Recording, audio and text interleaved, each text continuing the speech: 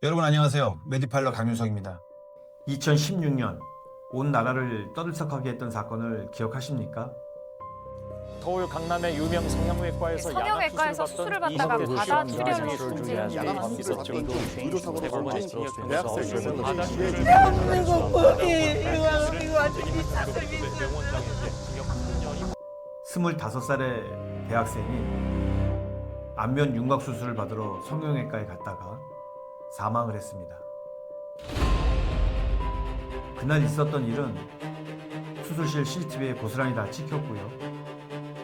그 내용이 세상에 공개가 되면서 대한민국 의료계가 뒤흔들렸습니다.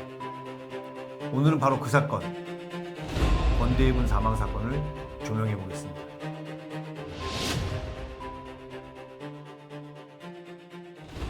그래서 오늘 중요한 분을 이 자리에 모셨습니다.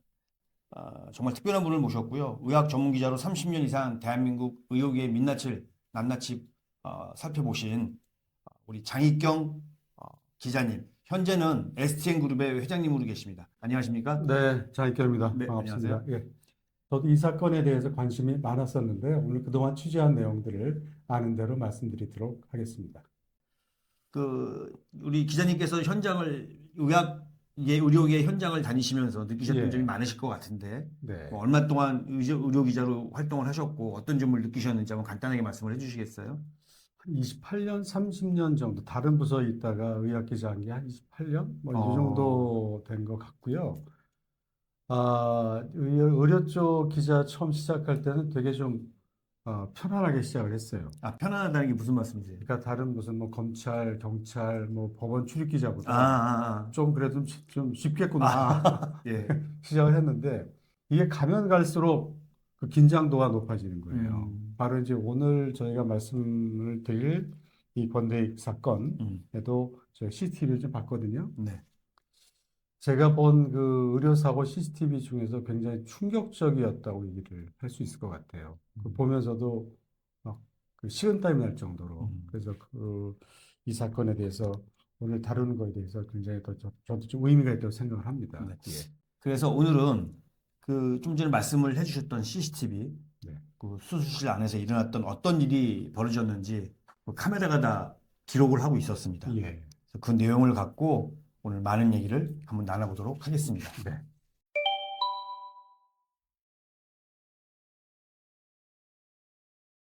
사건은 2016년 9월 서울 서초구의 한 성형외과 의원에서 사건이 일어났습니다. 예. 대학생 당시 그 대학교에 다니던 22살의 권대희 군이었는데요.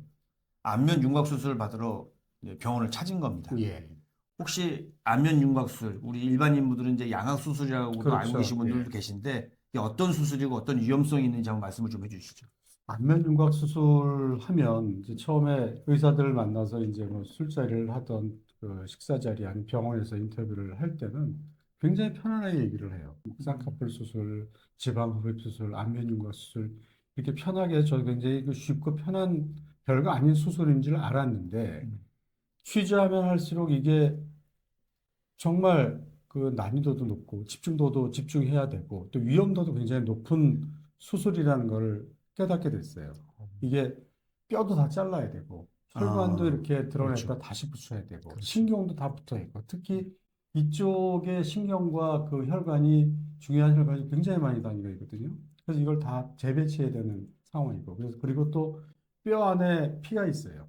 그것도 그 피가 흐를 때 지혈도 해야 되고 그래서 의사가 수술 처음부터 끝까지 굉장히 집중하고 그다음에 굉장히 응급 상황도 대비하는 그런 준비 자세가 있어야 되는 그런 수술이더라고요. 맞습니다. 네. 저도 이 사건을 현장에서 하면서 그 사실 모든 침습행위, 뭐 바늘로 찌르고 칼을 대고 하는 모든 침습행위 자체가 위험하긴 하지만 예. 그 중에서도 이 안면 윤곽술은 더 정교하고 집중도가 필요한 그런 수술이라는 사실을 알게 됐거든요. 예. 그런데 당시에 이런 결코 간단하지 않은 이 수술에 권대희 군이 이제 그 수술대 위에 올라갔고 예. 뭐 수술은 뭐 의사분들이 항상 하는 얘기처럼 잘 끝났다라고 얘기를 했었지만 예. 문제는 이 수술을 마친 이후에 우리 권대희 군이 집으로 돌아가지 못했습니다. 그랬죠. 예. 네. 그 수술은 끝난 것처럼 보였습니다. 그런데 여기서 뭐 수술이 잘 끝났으면 좋은데 여기서 문제가 발생한 겁니다. 우리 권대군 수술을 마치고 나서 그 이후에 지혈이 제대로 이루어지지 않았던 거죠. 예. 그래서 우리 기자님이 생각하실 때 수술에서의 그 지혈의 중요성, 더군다나 이런 안면 윤곽 수술의 지혈의 중요성이 무엇이 있는지 한번 좀 말씀을 좀 부탁드리겠습니다.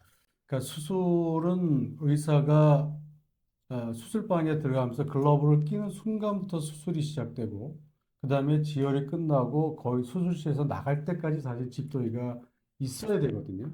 그게 사실은 원칙입니다. 그렇죠.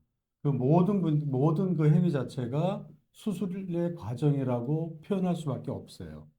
근데 우리가 살다 보면은 그 30년 베스트 드라이버도 교통사고, 운전하다 사고 날 때 아차하는 순간이 나잖아요. 한순간 집중하지 않았을 때. 그때 사고가 나는데, 그동안, 이거 잘 되고 잘 되고 잘 됐으니까 이래도 되겠지라는 그런 그 안일한 생각이 이런 사고를 일으킵니다. 또 특히 안면윤곽 수술은 여기 혈관도 많고 신경도 많고 뼈 안에 아예 속에 그 골수혈관이라 해도 또 피가 굉장히 많이 나오는 수술입니다.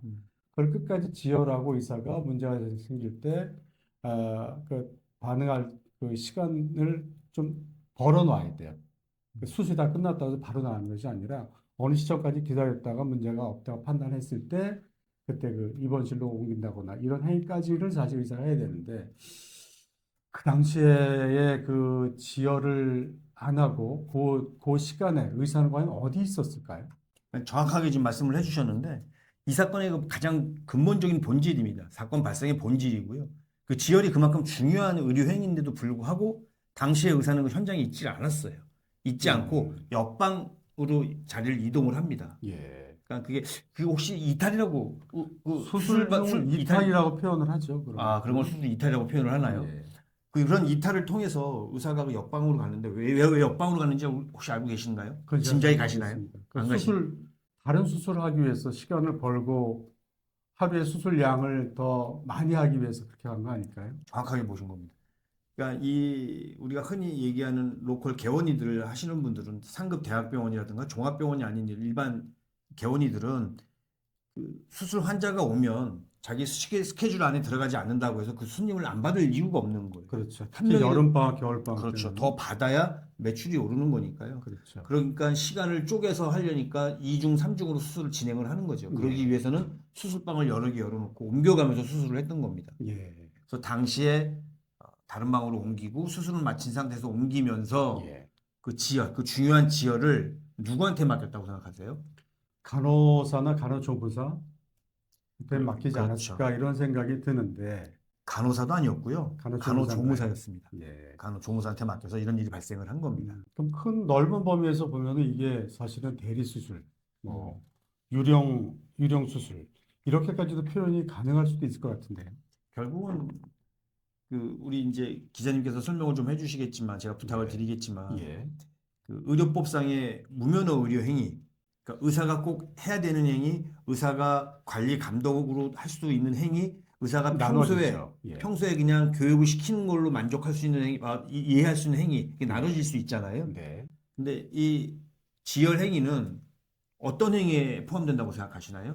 지혈행위도 사실은 의사가 직접 해야 되기도 하고 아니면 잘은 모르겠지만 현장에서 지켜봐야 되는 그런 그 의무가 있지 않을까요? 맞습니다. 그래서 저희가 그게 궁금했거든요, 당시에. 그 대목이 핵심 같아요. 맞습니다. 그 지혈 자체가 그럼 이런 중요한 수술에 있어서 지혈, 사실 뭐 손을 베서 뭐 데일밴드를 붙이고 있으면서 지혈하고 아니면 주사 맞고 나서 이렇게 손으로 잡고 있는 그런 게 아니잖아요. 네, 그렇죠. 이런 큰 수술을 통해서 이 출혈을 예방하고 예. 뭐 과다 출혈을 방지하기 위해서 하는 그 행위 자체가 바로 그렇다면 의사가 직접 해야 되는 행위인지 예. 아니면 뭐 옆에서 지켜봐야 되는 행위인지 아니면 그냥 하라고 시켜도 되는 행위인지 예. 이 부분에 대해서 저희들이 보건복지부에 유권 해석을 했습니까? 자문을 구했죠. 뭐라 그러던가요? 결과는 이거는 의사가 직접 지혈을 하든지 행위를 하든가 아니면 바로 옆에서 관리 감독을 집도를 하든지. 그렇죠. 관리 감독을 하든지 해야 되는 중요한 행위라는 거였거든요. 이런 행위가 제대로 되지 않다 보니까 이런 일이 발생을 한 겁니다. 그 당시에 그 수술실에 있던 CCTV는 확보가 돼 있었고요. 예. 이제 그 영상을 저희들이 확인을 하다 보니까 수술에 전념해야 되는 의사가 뭐 수시로 이동을 하는 거예요. 이탈을 하고. 말도 안 되잖아요. 왔다 갔다 했네. 네. 그 큰 수술을 하는데도 불구하고 그렇죠. 이게 뭐 말이 되는 소리입니까? 이게 뭐 일반 저희가 의학 드라마를 봐도 그렇고 관련된 뭐 어떤 다른 영화를 봐도 그렇고 중간에 무슨 다른 볼일을 보러 나가거나 그런 거 있을 수가 없는 일이잖아요. 그렇죠. 그 그럼 큰 이탈한 수술인데. 그렇죠. 그럼 이탈하는 모습이 나오고 또 그 수술에 참여했던 의료인 중에 이제 간호조무사가 있었는데 예. 이 간호조무사가 지혈을 담당하는 거예요. 네. 그래서 뭐 지혈 담당하는 것까지는 그렇다고 치더라도 한 손으로 핸드폰을 하는 겁니다. 핸드폰을. 한 손을 지혈하면서 핸드폰을 본다고. 그렇죠. 이건 정말 이렇게 보면서도 이해도 안 되고 이게 뭐지? 뭐 이런 생각이 드는 거예요. 그래서 아니 도대체 뭐 하는 사람들이냐? 아니 의사는 자리를 왔다 갔다 뜨고 뭐 지혈을 담당하는 간호조무사는 핸드폰 뭐 보고 핸드폰 보고 앉았고 예. 이게 무슨 뭐 친구들 모임도 아니고 있을 수 없는 일이잖아요. 전 단순한 의료 사고가 아니라 구조적 방치네요. 방치죠, 방치. 맞습니다. 네. 예. 그 중요한 수술하고 환자는 어떻게 보면 생사를 오갈 수 있는 그 순간인데, 음, 정말 골든타임 순간인데, 그 당시에 의사는 사라졌고, 그다음 거기를 케어할 수 있는 그 의료인이라고 할 수 있는 사람은 한 손을 잡고 핸드폰을 보면서 뭘 했을까요? 여기서 우리가 분노를 안 할 수가 없네요. 맞습니다. 더군다나 이 간호조무사 같은 경우는 뭐 사실 의료인에 들어가지도 않고요. 이 수술을 보조하고 의사의 지시 관리 감독을 받으면서 의료 행위를 하는 것 자체는 예. 뭐 할 수 있는 부분입니다. 그런데 그런 관리 감독을 해야 되는 의사는 자리를 방치하고 이탈을 하고 간호조무사는 뭐 제대로 된 관리 감독을 받지도 않으면서 뭐 지혈이랍시고 하면서 핸드폰을 조작을 했다? 예. 이건 뭐 저희가 그때 당시 수사관, 경찰 이런 입장을 떠나서 자연인의 입장에서 봤을 때도 너무 분노하게 되는 거예요. 예. 이게 정말 그 분노의 포인트였습니다. 이 부분이. 그런 것 같네요. 이게 지금 제가 그 다른 성형외과들도 좀 사실 많이 아는데, 그 대학병원처럼 응급 환자가 발생했을 때 응급 처치를 할 수 있는 환경이 그렇게 잘 돼 있는 것 같지는 않아요. 그러면 의사들이나 의료인들이 집중을 해야 되는데, 과연 우리나라로 그럴 만한 환경이 지금 많이 되는지, 그것도 사실 저희가 체크 포인트가 되거든요. 그 말씀해 주신 것처럼 제가 해서 그 의료 수사팀을 10년 동안 예. 뭐 하다가 이제 퇴직을 하고 나서 제 나름대로 뭐 책도 쓰고 논문을 하다 보니까 이런 부분, 이게 이제 악의적인 과시라고 제가 규정을 지었는데요. 예. 뭐 개인적인 사익이나 편익을 위해서 뭐 마땅히 지켜져야 될 지침이라든가 원칙이 제대로 지켜지지 않았을 때 발생하는 사건이지 않습니까? 맞아요. 예. 그래서 이런 사건 때문에 무고한 애꿎은 젊은 청년이 세상을 등졌다는 그 사실 자체가 예. 이거 뭐 분노하지 않을 수 없는 그런 부분인 것 같습니다.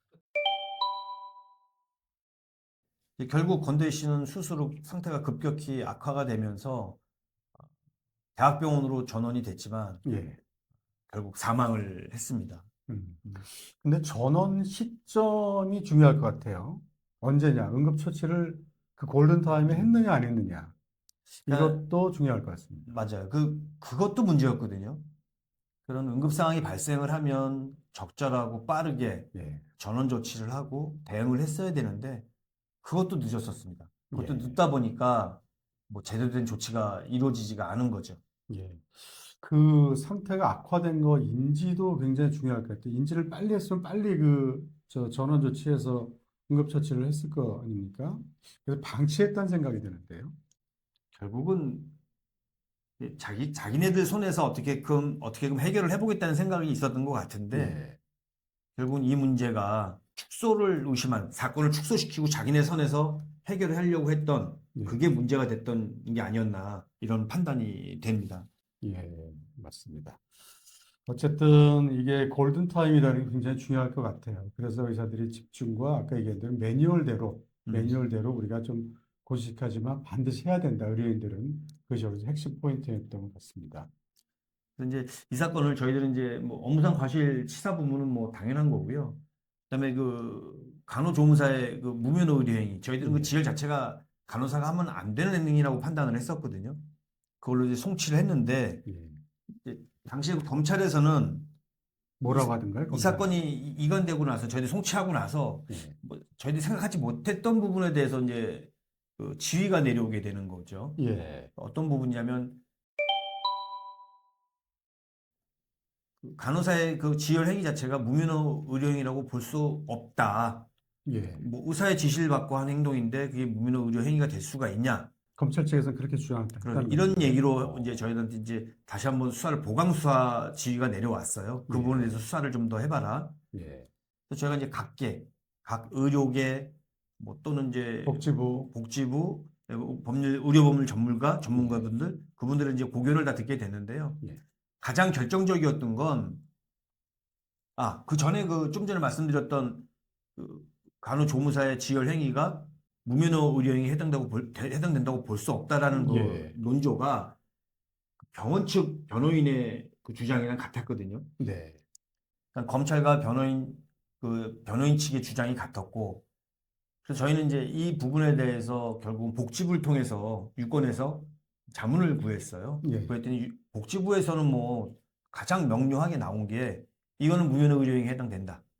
지혈이라는 것 자체는 이 사람의 생명의 가장 중요한 부분이기 의료행위 중에 중요한 부분에 들어가기 때문에 이거는 의사가 직접 해야 된다라는 이제 저희들이 판단을 받았습니다. 복지부 유권에서 가장 중요하지 않을까요? 저는 가장 중요하죠. 그렇게 생각이 되는데요. 맞습니다. 자, 그래서 저는 이런 생각이 듭니다. 의학 전문기자 출신으로서 여기서 그걸 좀 강조하다 본다면 음. 아직도 이 그 의료 사고가 다양하게 일어나는데 그 디테일한 규칙이 떨어진다. 그래서 이건 어떻게 보면 이 의료 사고를 둘러싼 법 세계의 구조적 허점들이 많은 것 중에 하나의 그 대목이다. 저는 이렇게 판단이 듭니다. 맞습니다. 그래서 뭐 다시 말씀을 드리면 CCTV라는 명백한 증거가 있는데도 불구하고 법의 언어로는 막혀버린 겁니다.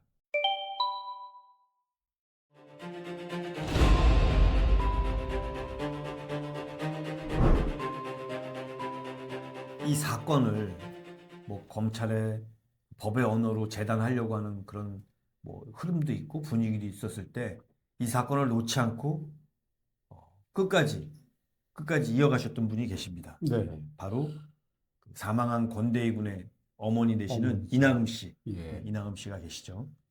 저도 미디어를 통해서 이 건대 사건을 접했고, 그다음에 또 저도 조금 취재를 했었어요. 많이는 못했지만. 또 그 어머니의 활동, 그 이후의 움직임, 간절함, 그다음에 얼마나 억울하겠어요. 그 자식을 잃었는데, 또 자식 가진 부모의 입장에서 나이 또래 또 우리 자식들도 비슷했어요. 저렇게 사망을 하면 그 생으로 사망한 거 아닙니까? 그렇죠. 그럼 얼마나 힘드시겠어요. 그렇다고 해서 어머니가 법을 아시는 것도 아니고 어떻게 그 시위를 해본 적도 없으신데 혼자서 1인 시위, 피켓 시위, 병원 앞, 국회 앞에 다니시면서 또 이걸 또 공부하려고 CCTV를 아들이 그 사고 나는 장면을 그 가슴 아픈 장면을 수백 번, 수천 번 보셨다는 얘기를 들었습니다. 이거는 여기까지 온 게 이 어머니의 승리가 아니겠느냐. 저는 이렇게 생각이 듭니다. 처음에는 평범한 어머니셨거든요. 그렇겠죠. 아들을 잃은 슬픔에 젖은 네. 어머니셨는데 시간이 지나고 세월이 지나면서 점점 투사가 되셨어요. 예. 그리고 의료 사건의 전문가가 되시고 그럴 수밖에 없죠. 그래서 결국은 이 어머니께서 이 권대희 군의 그 아픔이 그대로 녹아있던 찍혀있던 CCTV를 통해서 그나마 억울한 점을 밝힐 수 있었다. 이런 생각을 가지시고 예. 우리나라 모든 의료기관에 CCTV를 설치해야 된다. 수술실에 CCTV를 설치해야 된다. 이런 주장을 하시면서 이 주장이 나중에 이제 뭐 국회 앞 1인 시위도 말씀을 해주셨는데 이게 관철이 돼서 나중에 흔히 건대법이라고 하는 예. 현재는 그 수술실에 CCTV를 설치하게 되는 그런 계기를 마련하신 분입니다. 그 역사를 만드신 분이죠. 맞습니다. 네. 우리 한번 이렇게 생각해 보시면 어떨까 싶습니다. 저희 시청자 여러분께서 자기 친한 사람이 자기의 그 핏줄 같은 핏줄이 교통사고로 죽는 현장을 CCTV에 있는데 그 현장을 범인을 찾기 위해서 그를 수백 번, 수천 번 그 자식이 죽는 장면을 보신다고 여러분 생각해 보세요. 과연 보실 수가 있을지. 하지만 우리 어머니께서는 거기에 모순점, 거기에 문제점을 찾기 위해서 정말 가슴을 때리면서 보셨을 거란 말이에요. 맞아요. 그리고 또 맞습니다. 법도 잘 모르시고, 음. 또 지금 우리가 법을 취재해보고 또 취조해봐, 수사를 해봤지만, 수사해봤지만, 여기 말 틀리고 저기 말 틀리잖아요. 이럴 때마다 오는 그 좌절감. 그래서 보통의 사람으로서는 하기 힘들었던 그 시간을 보내셨던 것 같습니다. 이건 어머니의 승리예요. 결국 권대입법이 통과가 됐습니다. 수술실 CCTV를 의무화하는 법안이 국회를 통과한 겁니다. 그 역사의 한 장면인데요. 그 의료계 반발이 심했죠. 뭐 대단했죠. 소극적인 진료를 조장하는 법안이다. 예. 이런 얘기도 있었지만 사실 누가 들어도 말이 안 되는 소리고요. CCTV가 예. 설치돼 있다고 해서 수술이 제대로 이루어지지 않는다고 한다면 그런 분들이 의사를 하면 되겠습니까? 그렇죠. 그건 아니라고 판단이 되고요. 이 법안이 통과가 돼서 현재까지 잘 유지가 되고 있긴 합니다. 예. 자, 그런데 이 법이 정해지고 법이 만들어졌어도 현장에서 그게 현실화되고 실시되는데 또 문화가 정착되는 데까지는 좀 시간이 좀 걸렸을 것 같은데요. 이게 의료계에서 바로 잘 받아들여졌나요, 문화가? 뭐 모든 법이 그렇지만 이 법안이 통과가 돼서 만들어졌다고 해도 법에 적응을 하고 법에 따라서 현실적으로 현실의 현장에서 그 법에 따라서 운영이 되기에는 시간이 좀 걸리기 마련이고요. 예. 저는 그래서 이 법이 시작이 됐지만 시작점이라고 생각을 하고 아직 완성은 아니다. 완성을 되기 위해서는 의료계라든가 국민 모두가 관심도 갖고 노력을 해야겠다 이런 생각을 합니다. 자, 지금부터는 이 사건에서 우리가 밝혀졌던 법적 쟁점에 대해서 예. 하나하나 좀 지켜보겠습니다.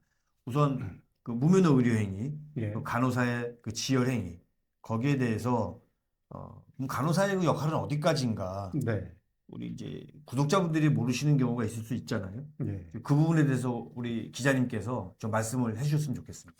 의료법 27조가 기준입니다. 의료인이 아닌 자는 의료 행위를 할 수 없습니다. 간호조무사는 간호사가 아닙니다. 간호사의 지도하에 보조 업무만 가능하고요. 독자적으로 처치를 수행할 수 없습니다. 또 지혈이 단순 보조냐, 의료 행위냐, 이게 이 사건에서 법적으로 다뤄진 핵심이었습니다. 그럼 우리 기자님께서 예. 오랫동안 그 취재 현장에서 보셨던 그 현장의 실체, 예. 그 경계는 어떻게 되던가요? 자, 그것도 제가 좀 메모를 좀 해왔는데요. 네네. 취재 경험을 솔직히 말씀드리면 그렇지 않은 경우가 많이 있었습니다. 특히 소규모 의원급에서 간호조무사가 수액 조절, 상처 처치, 심지어 봉합 보호조까지 하는 장면을 좀 목격한 적이 있고요. 또 법적으로는 전부 회색지대에 있는 행위들이었다는 사실을 제가 느꼈습니다. 의사가 지시했다고 하면 보조가 되고 독자적으로 했다고 하면 무면허가 되기 때문입니다. 그 경계가 모호하고 그 모호함을 병원들이 사실은 활용한다고 볼 수 있을 것 같습니다. 그래서 이런 CCTV와 같은 기록, 네. 이런 기록이 중요한 거군요. 네, 그렇죠. 만약에 이 사건도 CCTV가 없었다면 아마 그 모호함 속에 묻혔을 수도 있는 맞습니다. 그런 사건일 수도 있었을 것 같습니다. 예. 두 번째 쟁점은 의사의 그 수술 중 자리 네. 이탈에 관한 문제입니다. 예. 이게 법적으로는 어떻게 확인할 수 있나요? 그렇죠. 이게 CCTV 같은 경우를 또 확인하는 경우도 많고, 또 그다음에 사건화돼갖고 이제 사건일지 이렇게 보게 되면 그 의사가 CCTV가 없을 때 나는 수술실에 있었다라고 주장을 할 때 그 수사 기법 중에 의사가 핸드폰을 그때 직접 했느냐 안 했느냐, 이메일을 했느냐, IP 가지고 그런 걸 확인한다는 얘기를 들었습니다. 근데 이제 가장 그 시비가 많이 붙는 것이 뭐냐면 제가 이제 성형수술이나 뭐 수술을 할 때 인터뷰를 A라는 의사하고 했어요. 근데 실질적으로 수술하는 게 B씨가 수술했다라고 소송을 하는 경우, 문제 제기하는 경우가 많거든요. 이럴 때는 사실은 어떻게 보면 법적으로 현행법상 사기죄, 의료법 위반이 적용될 수 있다고 보는데 마취된 환자 같은 경우에 그걸 입증하기가 CCTV가 없을 때 많이 좀 힘들어하는 경우가 종종 봤습니다. 결국은 이 문제에 있어서 CCTV가 가장 결정적이다. 그렇죠. 이렇게 말을 할 수가 있겠네요. 그래서 CCTV가 없을 경우에는 그 의료진, 그 병원 측의 진술이 대부분 채택이 되는 걸로 알고 있는데, 그래서 결론은 기록이 힘이다. 기록이 권력이다. 저는 이렇게 주장하고 싶습니다. 기록이 권력이다. 예, 예, 오늘 이 대화에서 가장 뭐 핵심적인 문장이라고 할 수 있을 것 같습니다. 예, 세 번째, 이 사건에서도 등장했던 임상 경험에 관한 논리입니다. 네, 뭐 10년 동안 이렇게 해왔는데 아무런 문제가 없었다. 교과서에 나온 거와 다르지만 이건 아무 문제가 없는 행위이다. 뭐 이런 주장들이 있거든요. 국장님이 우리 현장에서 네. 보셨던 현장은 어땠는지 한번 말씀을 좀 해주시죠. 그래서 현장 수첩을 좀 적어왔습니다. 좀 제가 보고 좀 말씀드리면요. 자, 우선 의료소송 취지에서 가장 자주 나오는 논리인데요. 문제는 이게 법원에서는 통한다는 겁니다. 의사가 전문가로서 오랫동안 그 방식을 써왔다는 사실 그 자체가 신뢰성의 근거로 받아들인 경우가 있는데요. 피해자 측에서는 의학적으로 그 반발할 전문가들을 구하는 그 자체가 힘든 상태가 된다는 거죠. 그래서 그렇죠. 의료계가 좁아서 동료 의사들에게 불리한 증언을 해줄 만한 의사가 많이 없다는 것도 저희 안타까운 점입니다. 결국은 이게 우리가 흔히 얘기하는 기울어진 운동장? 그렇죠. 뭐 그렇게 보면 되겠네요. 그렇습니다. 법적 지식, 의학적 지식, 인적 네트워크, 모든 자원이 병원 측에 집중되어 있고요. 그리고 피해자 유족은 맨몸으로 싸워야 한다는 것이 지금의 현실입니다. 그래서 수사기관들의 개입이 결정적인데요. 수사권을 가진 기관이 강제 자료 요청을 하고 또 진술을 받아들일 수 있어야만 이 운동장이 사실 조금 더 평평해지고 또 우리가 평등해지지 않을까 이런 생각을 취재수첩에서 저는 말씀드리고 싶습니다. 제가 그 앞선 말씀에서 말씀을 드렸을 때 이 수술실에 CCTV를 설치하는 문제에 관해서 의료계에서 상당한 반발이 많다라고 제가 말씀을 드렸잖아요. 예. 그 취재 현장에서 보셨을 때는 그 의료계의 의견은 어땠는지 한번 말씀을 좀 해주시죠. 반발 논리가 크게 두 가지로 나눠지는 걸로 좀 조사가 됐는데요. 환자 프라이버시 그리고 의료진 자율성 둘 다 무시할 수 없는 주장이기도 합니다. 사회 전반적인 분위기를 봤을 때요. 수술 중에는 그 신체가 노출되고 의사들이 극도의 집중이 필요한 순간에 카메라를 의식하게 된다는 우려는 저희가 이해할 수 있다는 것입니다. 하지만 그렇죠. 이해를 할 수 있지만 어떻다는 거죠. 그러면? 하지만 저는 이렇게 생각이 듭니다. 네네. 진짜 문제는 CCTV 자체가 아니라 그 영상에 찍힐 내용에 대한 두려움 때문에 그렇다는 것이고요. 정직하게 수술하는 의사에게 CCTV는 오히려 보호막이 되고 자기를 지켜주는 방어막이 되는데 억울한 의료 소송에서 자신을 지켜주는 증거가 된다는 겁니다. CCTV를 강하게 반대하는 의료계 일부에서는 과연 그 반대가 환자의 프라이버시 때문이 아니면 다른 이유가 있는지 저희는 물어보지 않을 수가 없다는 현실입니다. 결국은 아까도 말씀드렸지만 촬영하는 게 걱정이 돼서 수술을 못한다? 말이 안 되는 거죠. 그렇죠. 그건 의사의 능력에 관한 문제인 것 같고 오늘 지금까지 해주신 말씀이 30년 경력의 의학 전문 기자의 솔직한 그런 시각이 아니었나 생각을 해봅니다. 이 사건에서 보실 수 있듯이 오늘 말씀드린 사건 성형외과에서 일어난 그런 경우에 한정지어서 생각하시면 안 될 것 같습니다. 우리 주변에 이런 경우는 엄청 많죠. 예. 전신마취로 인한 사건도 많고요. 무릎, 척추, 위 너무 많은데 자, 지금 법은 만들어졌습니다. CCTV, 아까 뭐라 그랬죠? 자료가 힘이다. CCTV가 권력이다. 이렇게 좀 표현을 했는데, 그렇다면 환자가 수술 때 또는 이 치료대에 누웠을 때는 무방비한 상태고 마취가 됐으면 특히 더 그렇습니다. 그렇죠. 이럴 때는 반드시 의사한테 CCTV 작동해 주세요. 바로 이 말씀을 하시는 것이 권리이고 또 그것이 힘입니다. 결론은 방심은 금물이고요. 그 권리 주장을 반드시 하셔야 된다는 것. 그것을 저는 말씀드리고 싶습니다. 맞습니다. 현장에서는 수술실 같은 경우에 CCTV 촬영 여부에 대해서 이제 동의를 구하게 되거든요. 의료진에서. 네. 당연하게 동의하시고요.